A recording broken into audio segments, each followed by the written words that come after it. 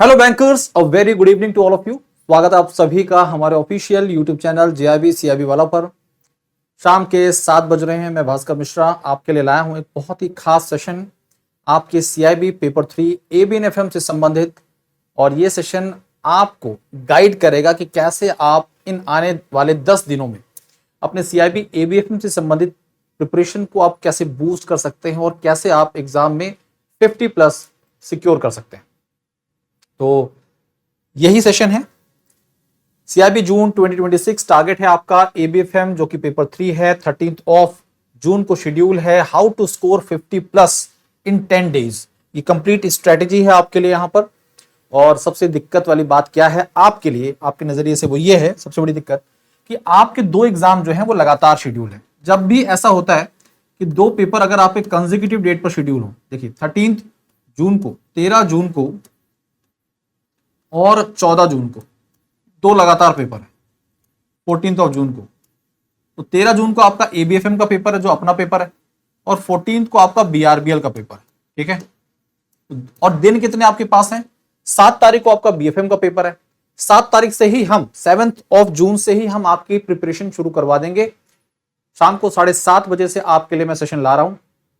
7:30 बजे से आप हमारे साथ एबीएफएम की क्लासेस देख सकते हैं हमारे यूट्यूब चैनल जेआईबी सीआईबी वाला, जिस पर इस समय ये सेशन देख रहे हैं।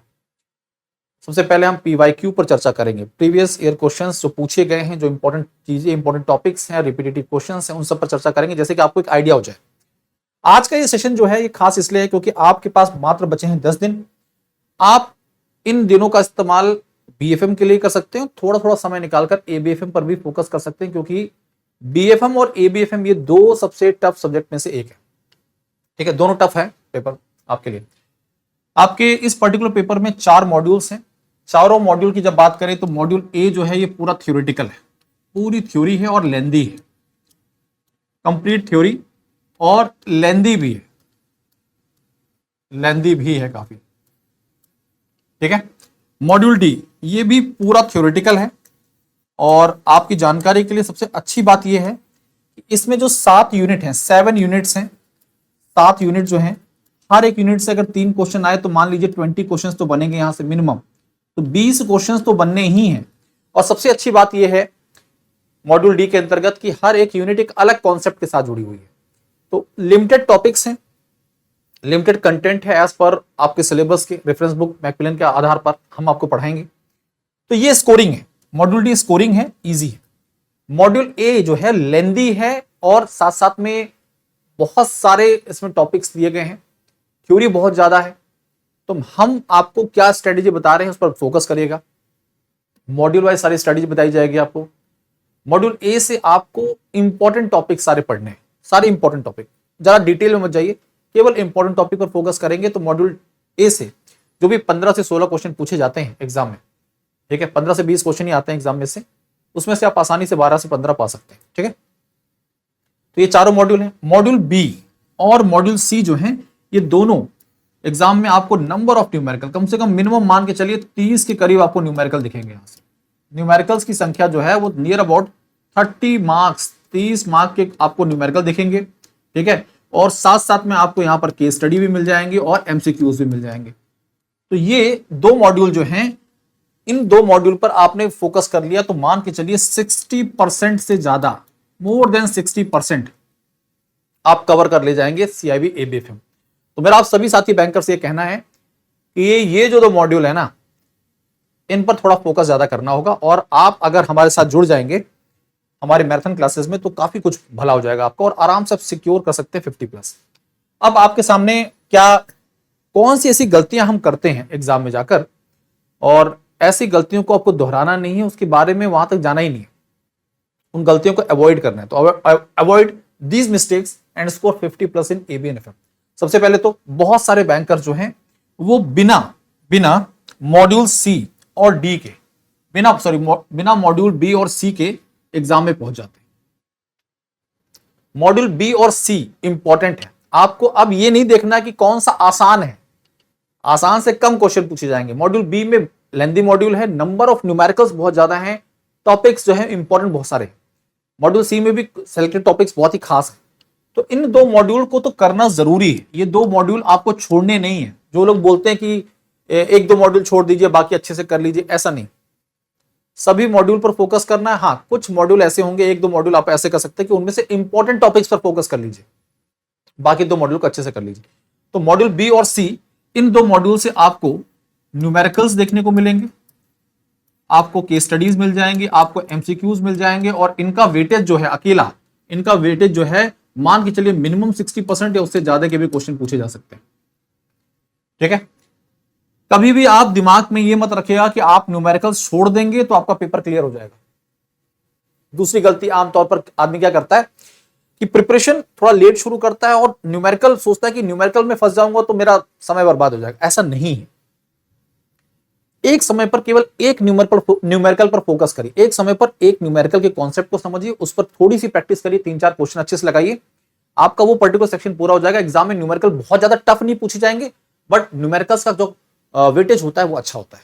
ठीक है, तो कभी भी दिमाग में रखिएगा, इस गलती को मत करिएगा कि आप एबीएफएम का पेपर देने जा रहे हैं, बीएफएम का पेपर देने जा रहे हैं, न्यूमेरिकल बिना किए चले गए। तो module B and C numerical की भरमार, लगभग 30 नंबर के न्यूमेरिकल्स देखने को मिल सकते हैं आपको यहां से। आप में से बहुत सारे बैंकर्स बिना प्रीवियस ईयर क्वेश्चन को एनालाइज किए चले जाते हैं एग्जाम में। प्रीवियस ईयर क्वेश्चन जो हैं ये आपको काफी हेल्प करते हैं कि कौन से टॉपिक्स पढ़ने हैं, कौन से अवॉइड करने हैं। ठीक है जी, कौन से ज्यादा टफ टॉपिक है, एग्जाम में क्वेश्चन भी बनेगा तो लेंदी होगा, आप उसे स्किप कर सकते हैं। कभी भी एग्जाम में बैठने का मतलब ये नहीं कि आप 100 में से 100 नंबर, 100 में से 100 क्वेश्चन करके आ जाए। आपका टारगेट है 50 प्लस आपको सिक्योर करना है। मैं अपना टारगेट रखता हूं 60 प्लस आपको लाना है। 60 प्लस का टारगेट रखेंगे तो 50 आराम से आ जाएंगे आप। ठीक है, कवर मोस्ट रिपीटेटिव टॉपिक्स, वो टॉपिक्स जो बार बार रिपीट होते हैं उन पर आपकी कमांड अच्छी होनी चाहिए। ठीक है, जब आप एक पर्टिकुलर टॉपिक को पिक करेंगे, उस पर बेस्ड थोड़े से सवाल कर लेंगे, थोड़े से न्यूमेरिकल कर लेंगे, तो वो चीज आपके लिए आसान हो जाती है।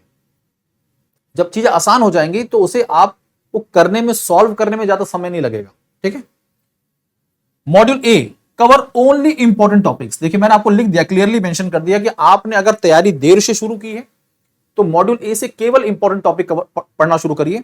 मॉड्यूल ए से जुड़े हुए जो 10 से 12 इंपॉर्टेंट टॉपिक्स होंगे मैं आपको बता दूंगा, 12 से 15 टॉपिक जो है। मॉड्यूल डी इजी भी है, स्कोरिंग भी है, इसको बिल्कुल भी छोड़ के ना जाएं। दिमाग में रखें मॉड्यूल डी छोड़ देते हैं हम लोग, नहीं। आपके मॉड्यूल डी जब पढ़ेंगे आप तो पाएंगे कि बहुत ही आसान टॉपिक्स हैं, बस हो सकता है कि आपने कभी उसके बारे में सुना ना हो, लेकिन पढ़ेंगे तो आपको चीजें आसानी से समझ आ जाएंगी। आपके लिए पूरा शेड्यूल जो है वो तैयार कर दिया गया है और आप उसे फॉलो करिए।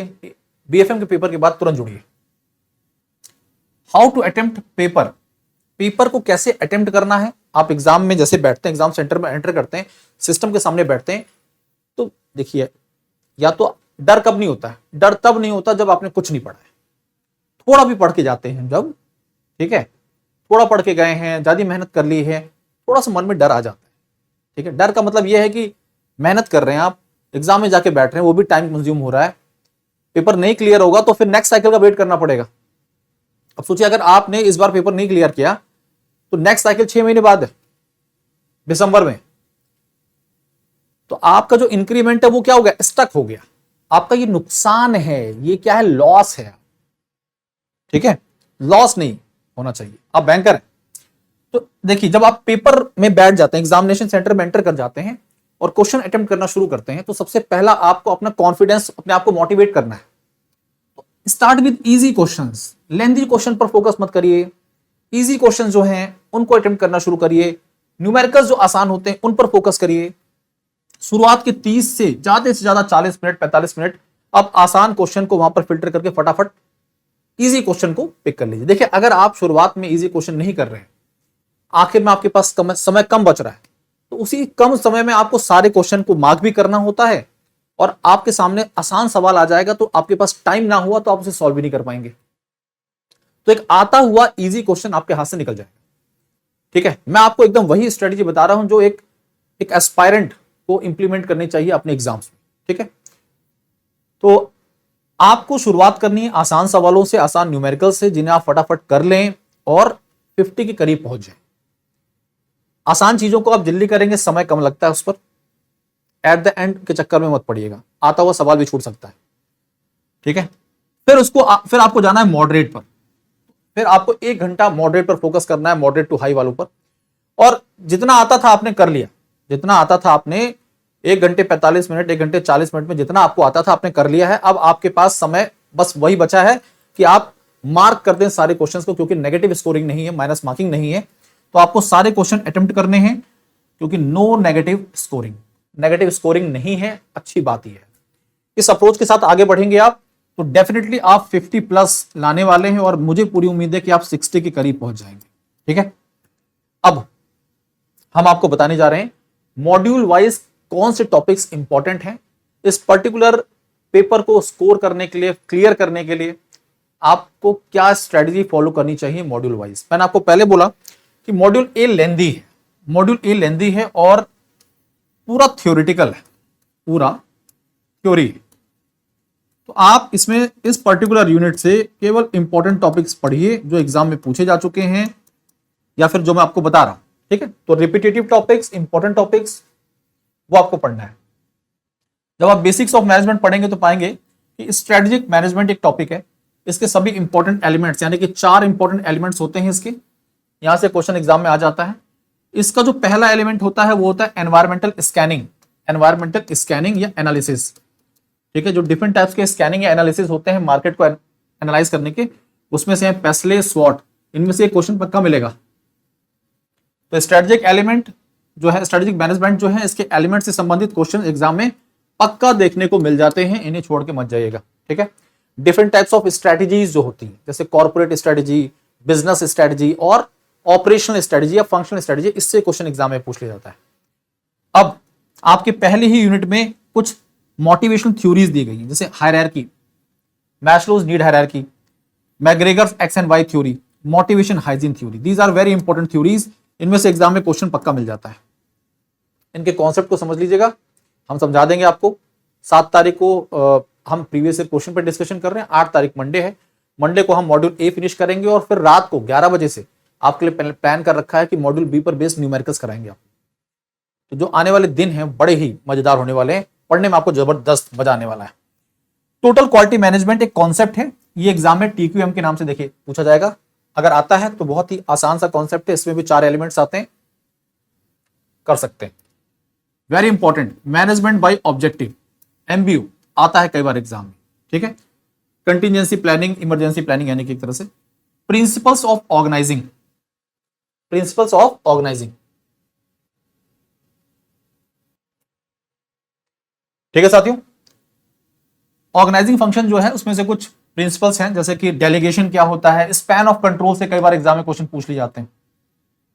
ऑर्गेनाइजेशन की कितने प्रकार के होते हैं, फॉर्मल ऑर्गेनाइजेशन, इनफॉर्मल ऑर्गेनाइजेशन, इस पर बेस्ड एक डिफरेंस वाला क्वेश्चन पूछ लिया जाता है। ठीक है, चेंज मैनेजमेंट से एग्जाम में आ सकते हैं क्वेश्चन। चेंज मैनेजमेंट का मतलब होता है कि ऑर्गेनाइजेशन में जो भी चेंजेस आ रहे हैं उन्हें कैसे मैनेज किया जाता है। मतलब मार्केट में कोई नया सिस्टम आ रहा है, कोई टेक्नोलॉजी, जैसे आर्टिफिशियल इंटेलिजेंस आ गया, तो AI को किस तरह से कंपनीज अडॉप्ट करेंगी अपने ऑपरेशंस में, अपने स्ट्रेटजीज में। तो जब भी हम कोई चेंजेस करते हैं तो एक मॉडल को ध्यान में रख के करते हैं, एक मॉडल को इंप्लीमेंट करते हैं, उन सारे कंडीशंस को फॉलो किया जाता है। उन्हीं में से एक सबसे खास मॉडल है McKenzie 7S model.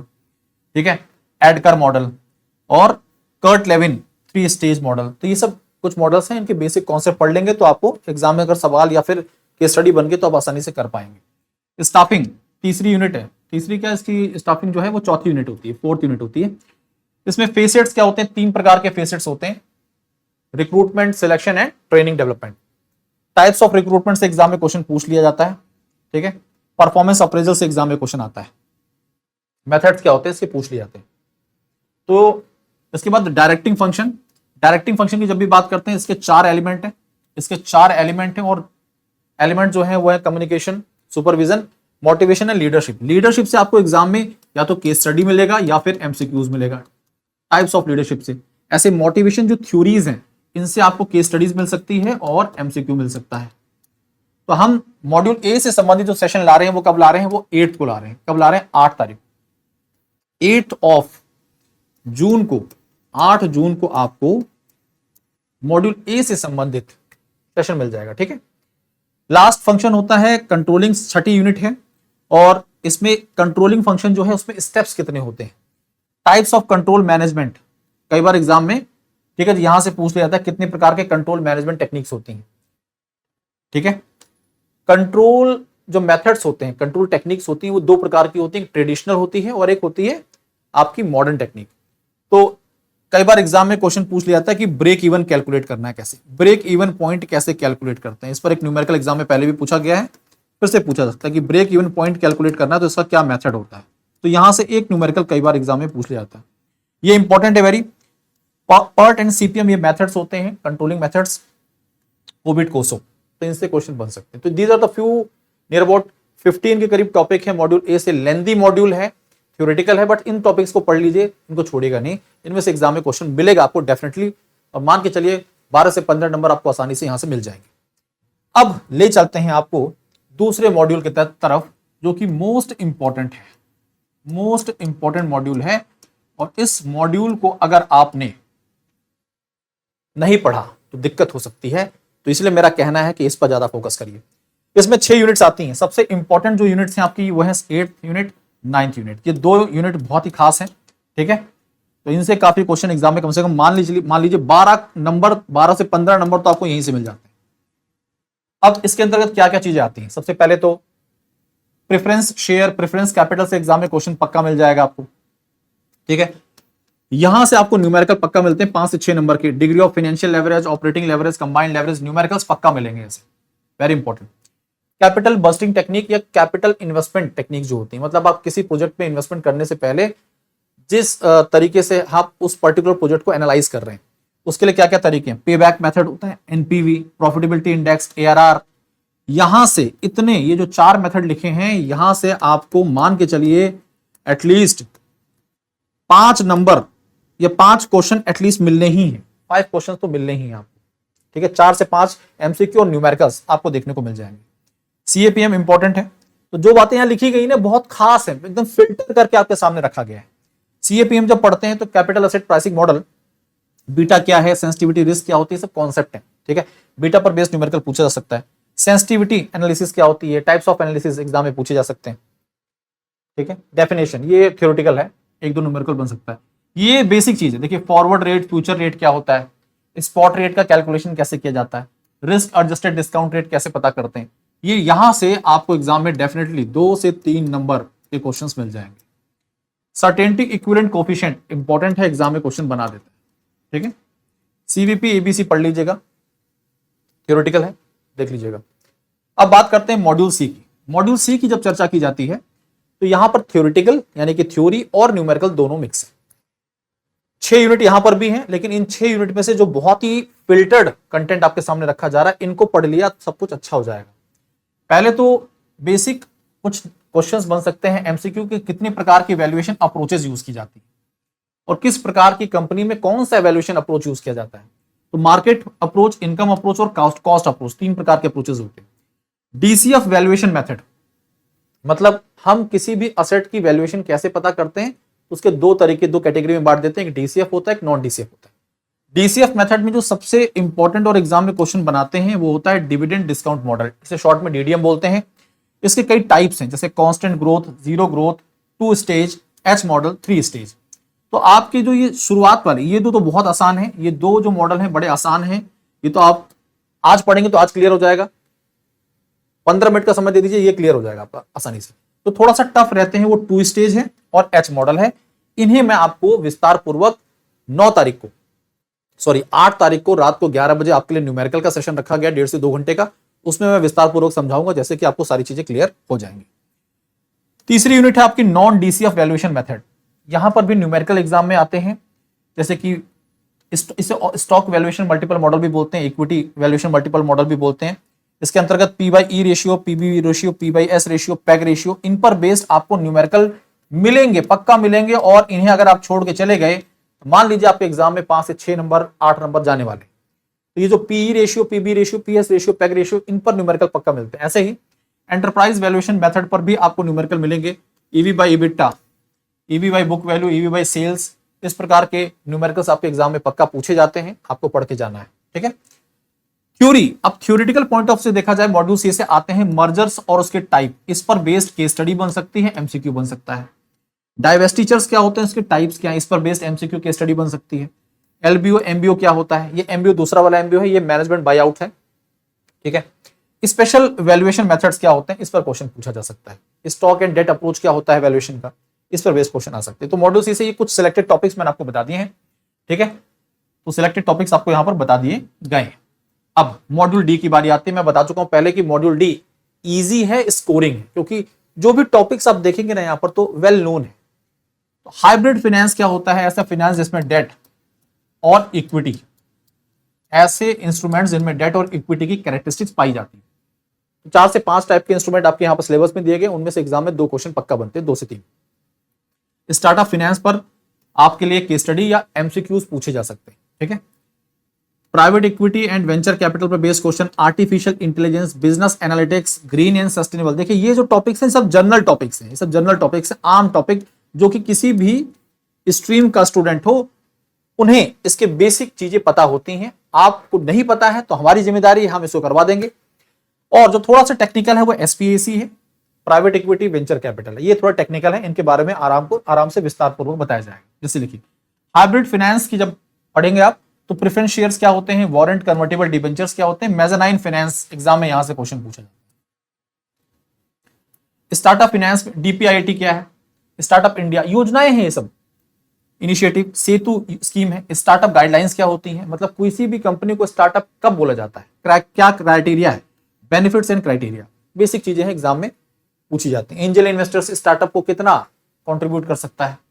Private equity venture capital से संबंधित फीचर्स और स्टेजेस कितने होते हैं, एग्जाम में 2-3 क्वेश्चन आ जाते हैं। एआई आर्टिफिशियल इंटेलिजेंस पे बेस्ड जो नए, तो साथियों हम बात कर रहे हैं यहां पर कि मॉड्यूल डी के कौन कौन से टॉपिक्स बड़े खास हैं। तो प्राइवेट इक्विटी और वेंचर कैपिटल से संबंधित फीचर्स स्टेजेस पूछे जाते हैं एग्जाम में, डिफरेंसेस पूछ लिए जाएंगे, किस प्रकार की कंपनीज को वेंचर कैपिटल सपोर्ट करती है, किस प्रकार की कंपनीज को प्राइवेट इक्विटी सपोर्ट करती है। एआई बेस्ड न्यू इनिशिएटिव्स क्या है बैंकिंग से संबंधित और टेक्नोलॉजी के क्षेत्र में। बिजनेस एनालिटिक्स का क्या इस्तेमाल होता है बैंकिंग में और बाकी इंडस्ट्रीज में, एग्जाम में क्वेश्चन पूछे जाते हैं। ISO international standards green and sustainable finance से संबंधित, ग्रीन और सस्टेनेबल फाइनेंस में डिफरेंसेस क्या है, ठीक है। और ग्रीन बॉन्ड प्रिंसिपल क्या होते हैं, नेशनली डिटरमाइंड कंट्रीब्यूशन एनडीसी, और ग्रीन वॉशिंग जैसे कॉन्सेप्ट्स जो है वो ये एग्जाम में पूछ लिए जाते हैं। ग्रीन बॉन्ड्स क्या होते हैं। एसपीएससी टेक्निकल है थोड़ा, एक प्रकार की ऐसी कंपनी जो किसी कमर्शियल ऑपरेशन में इन्वॉल्व नहीं होती है, इससे संबंधित, ठीक है। ऑब्जेक्टिव क्या है, कैपिटल स्ट्रक्चर क्या होता है, सेबी की गाइडलाइंस क्या हो, डीएसपीएसी से क्वेश्चन एग्जाम में पूछे जा सकते हैं। तो these are the important topics from module D.